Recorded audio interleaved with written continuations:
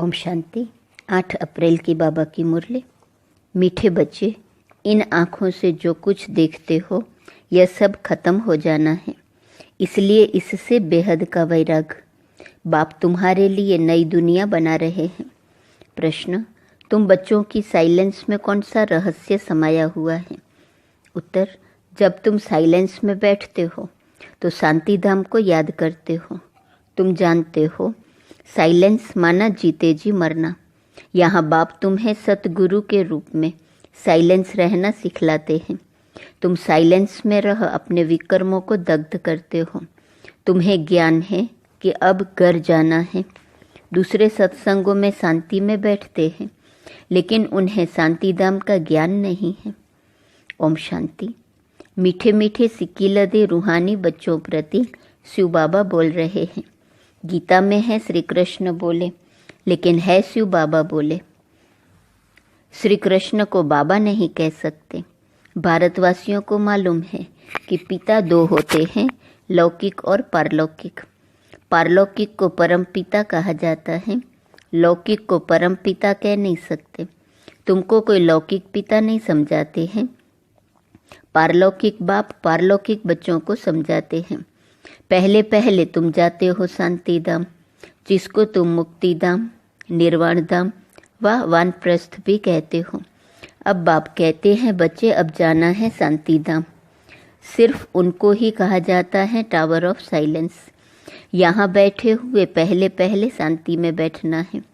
कोई भी सत्संग में पहले पहले शांति में बैठते हैं, परंतु उन्हों को शांति धाम का ज्ञान नहीं है। बच्चे जानते हैं हम आत्माओं को इस पुराने शरीर को छोड़ घर जाना है। कोई भी समय शरीर छूट जाए, इसलिए अब बाप जो पढ़ाते हैं वह अच्छी रीति पढ़ना है। वह सुप्रीम टीचर भी हैं, सदगति दाता गुरु भी हैं, उनसे योग लगाना है। यह एक ही तीनों सर्विस करते हैं, ऐसे और कोई एक तीनों ही सर्विस नहीं कर सकते। यह एक बाप साइलेंस भी सिखाते हैं। जीते जी मरने को साइलेंस कहा जाता है। तुम जानते हो हमको अब शांति धाम घर में जाना है। जब तक पवित्र आत्माएं नहीं बनी हैं, तब तक वापिस घर कोई जा न सके। जाना तो सबको है, इसलिए पाप कर्मों की पिछाड़ी में सजाएं मिलती हैं। फिर पद भी भ्रष्ट हो जाता है। मानी और मोचरा भी खाना पड़ता है, क्योंकि माया से हारते हैं। बाप आते ही है माया पर जीत पहनाने, परंतु गफलत से बाप को याद नहीं करते। यहाँ तो एक बाप को ही याद करना है। भक्ति मार्ग में भी बहुत भटकते हैं। जिसको माथा टेकते उनको जानते नहीं। बाप आकर भटकने से छुड़ा देते हैं। समझाया जाता है ज्ञान है दिन, भक्ति है रात। रात को ही धक्का खाया जाता है। ज्ञान से दिन अर्थात सतयुग रहता, भक्ति माना रात, द्वापर कलयुग। यह है सारी ड्रामा की ड्यूरेशन। आधा समय दिन, आधा समय रात। प्रजापिता ब्रह्मा कुमार कुमारियों का दिन और रात, यह बेहद की बात है। बेहद का बाप बेहद के संगम पर आते हैं, इसलिए कहा जाता है शिवरात्रि। मनुष्य यह नहीं समझते कि शिवरात्रि किसको कहा जाता है। तुम्हारे सिवाय एक भी शिवरात्रि के महत्व को नहीं जानता, क्योंकि यह है बीच। जब रात पूरी हो दिन शुरू होता है, इसको कहा जाता है पुरुषोत्तम संगम युग।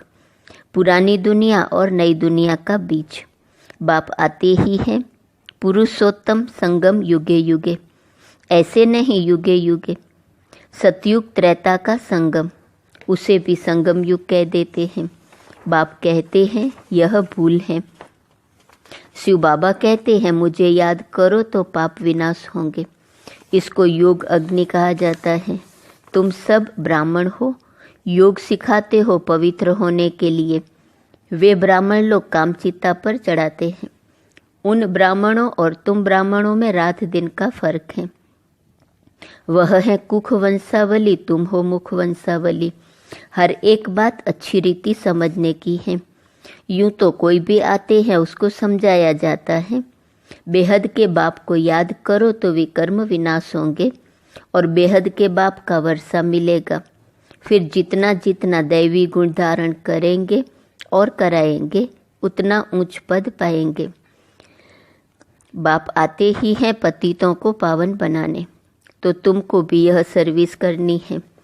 पतित तो सभी हैं, गुरु लोग किसको भी पावन कर न सके। पतित पावन नाम शिव बाबा का है, वह आते भी यहाँ हैं।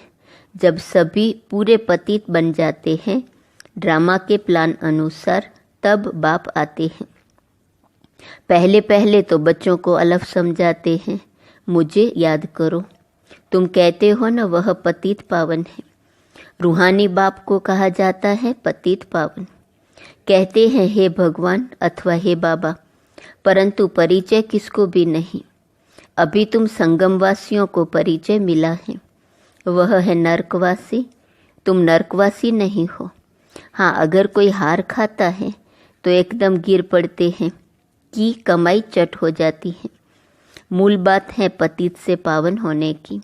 यह है ही विशेष दुनिया, वह है वाइसलेस दुनिया, नई दुनिया जहाँ देवताएं राज्य करते हैं। अभी तुम बच्चों को मालूम पड़ा है, पहले पहले देवता ही सबसे जास्ती जन्म लेते हैं। उसमें भी जो पहले पहले सूर्यवंशी हैं वह पहले आते हैं, 21 पीढ़ी वर्षा पाते हैं। कितना बेहद का वर्षा है, पवित्रता सुख शांति का। सतयुग को पूरा सुखधाम कहा जाता है। त्रेता है सेमी, क्योंकि 2 कला कम हो जाती है। कला कम होने से रोशनी कम होती जाती है। चंद्रमा की भी कला कम होने से रोशनी कम हो जाती है। आखिर बाकी लकीर जाकर बचती है, नील नहीं होता है। तुम्हारा भी ऐसे है, नील नहीं होते। इसको कहा जाता है आटे में नमक। बाप आत्माओं को बैठ समझाते हैं, यह है आत्माओं और परमात्मा का मेला। यह बुद्धि से काम लिया जाता है। परमात्मा कब आते हैं? जब बहुत आत्माएं अथवा बहुत मनुष्य हो जाते हैं, तब परमात्मा मेले में आते हैं। आत्माओं और परमात्मा का मेला किस लिए लगता है? वह मेले तो मेले होने के लिए है। इस समय तुम बागवान द्वारा कांटे से फूल बन रहे हो। कैसे बनते हो? याद के बल से। बाप को कहा जाता है सर्वशक्तिमान। जैसे बाप सर्वशक्तिवान है, वैसे रावण भी कम शक्तिमान नहीं है। बाप खुद ही कहते हैं माया बड़ी बलवान है, दुस्तर है। कहते हैं बाबा हम आपको याद करते हैं, माया हमारी याद को भुला देती है। 1-2 के दुश्मन हुए न। बाप आकर माया पर जीत पहनाते हैं, माया फिर हरा देती है। देवताओं और असुरों की युद्ध दिखाई है, परंतु ऐसे कोई है नहीं। युद्ध तो यह है, तुम बाप को याद करने से देवता बनते हो। माया याद में विघ्न डालती है, पढ़ाई में विघ्न नहीं डालती, याद में ही विघ्न पड़ते हैं। घड़ी घड़ी माया भुला देती है। देह अभिमानी बनने से माया का थप्पड़ लग जाता है। कामी जो होते हैं उनके लिए बहुत कड़े अक्षर कहे जाते हैं। यह है ही रावण राज्य। यहाँ भी समझाया जाता है पावन बनो, फिर भी बनते नहीं। बाप कहते हैं बच्चे विकार में मत जाओ, काला मुंह मत करो। फिर भी लिखते हैं बाबा माया ने हार खिला दी, अर्थात काला मुंह कर बैठे। गोरा और सांवरा है न। विकारी काले और निर्विकारी गोरे होते हैं। श्याम सुंदर का भी अर्थ सिवाय तुम्हारे दुनिया में कोई नहीं जानते। श्री कृष्ण को भी श्याम सुंदर कहते हैं। बाप उनके ही नाम का अर्थ समझाते हैं। स्वर्ग का फर्स्ट नंबर प्रिंस था। सुंदरता में नंबर 1 यह पास होता है। फिर पुनर्जन्म लेते लेते नीचे उतरते उतरते काले बन जाते हैं, तो नाम रखा है श्याम सुंदर। यह अर्थ भी बाप समझाते हैं। शिव बाबा तो है ही एवर सुंदर, वह आकर तुम बच्चों को सुंदर बनाते हैं। पतित काले पावन सुंदर होते हैं, नेचुरल ब्यूटी रहती है। तुम बच्चे आए हो कि हम स्वर्ग का मालिक बने। गायन भी है शिव भगवान वाच। माताएं स्वर्ग का द्वार खोलती हैं, इसलिए वंदे मातरम गाया जाता है। वंदे मातरम तो अंडरस्टूड पिता भी हैं। बाप माताओं की महिमा को बढ़ाते हैं। पहले लक्ष्मी, पीछे नारायण। यहाँ फिर पहले मिस्टर, पीछे मिसेस। ड्रामा का राज ऐसा बना हुआ है। बाप रचयिता पहले अपना परिचय देते हैं। एक है हद का लौकिक बाप, दूसरा है बेहद का पारलौकिक बाप। बेहद के बाप को याद करते हैं क्योंकि उनसे बेहद का वर्षा मिलता है। हद का वर्षा मिलते हुए भी बेहद के बाप को याद करते हैं। बाबा आप आएंगे तो हम और संग तोड़ एक आपसे ही जोड़ेंगे। ये किसने कहा? आत्मा ने। आत्मा ही इन ऑर्गन्स द्वारा पार्ट बजाती है। हर एक आत्मा जैसे जैसे कर्म करती है ऐसे ऐसे जन्म लेती है। साहूकार गरीब बनते हैं, कर्म है ना। ये लक्ष्मी नारायण विश्व के मालिक हैं। इन्होंने क्या किया यह तो तुम जानते हो, यह तो तुम जानते हो और तुम ही समझा सकते हो। बाप कहते हैं इन आँखों से तुम जो भी देखते हो उनसे वैराग। यह तो सब खत्म हो जाना है। नया मकान बनाते हैं तो फिर पुराने से वैराग हो जाता है। बच्चे कहेंगे बाबा ने नया मकान बनाया है, हम उसमें जाएंगे। यह पुराना मकान तो टूट फूट जाएगा। यह है बेहद की बात। बच्चे जानते हैं बाप आया हुआ है स्वर्ग की स्थापना करने। यह पुरानी छीछी दुनिया है। तुम बच्चे अभी त्रिमूर्ति शिव के आगे बैठे हो, तुम विजय पहनते हो। वास्तव में तुम्हारा यह त्रिमूर्ति कोट ऑफ आर्म्स है। तुम ब्राह्मणों का यह कुल सबसे ऊंचा है, चोटी है। यह राजाई स्थापन हो रही है। इस कोट ऑफ आर्म्स को तुम ब्राह्मण ही जानते हो। शिव बाबा हमको ब्रह्मा द्वारा पढ़ाते हैं देवी देवता बनाने के लिए। विनाश तो होना ही है। दुनिया तमो प्रधान बनती है तो नेचुरल कैलेमिटीज भी मदद करती है। बुद्धि से कितनी साइंस निकालते रहते हैं, पेट से कोई मुसल नहीं निकले हैं। यह साइंस निकली है जिससे सारे कुल को ख़त्म कर देते हैं। बच्चों को समझाया है ऊंचते ऊंच हैं शिव बाबा। पूजा भी करनी चाहिए एक शिव बाबा की और देवताओं की।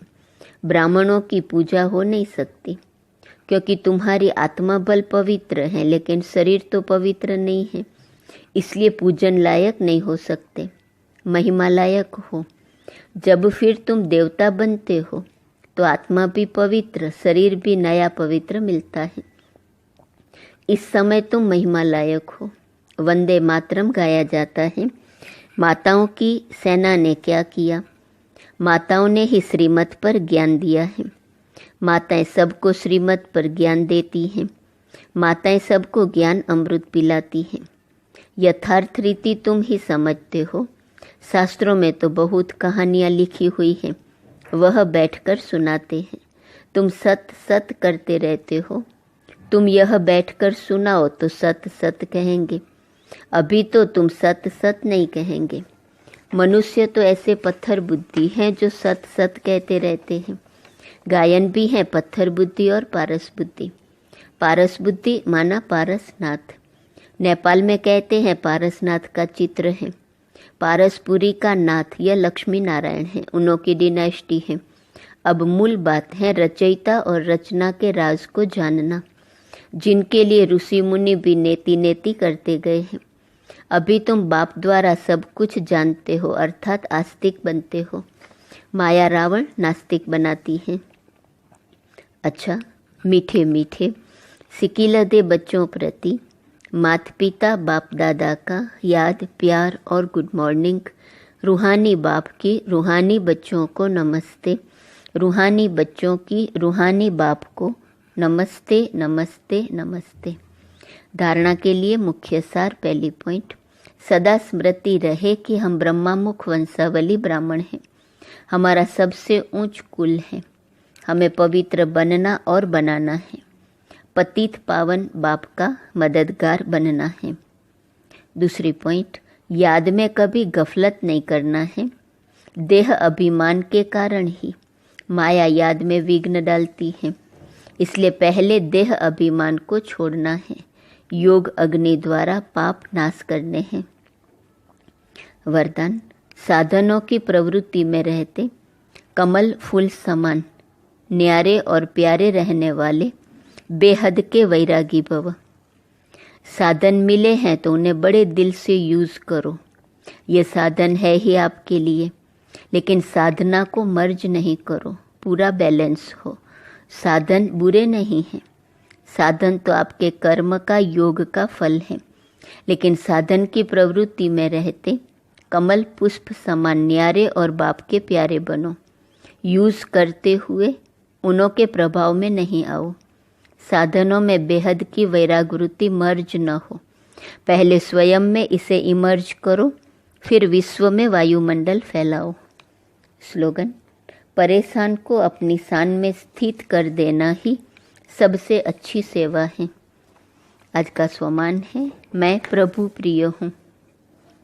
अव्यक्त इशारे की पॉइंट, मन में जब कोई संकल्प उत्पन्न होता है तो उसमें सच्चाई और सफाई चाहिए।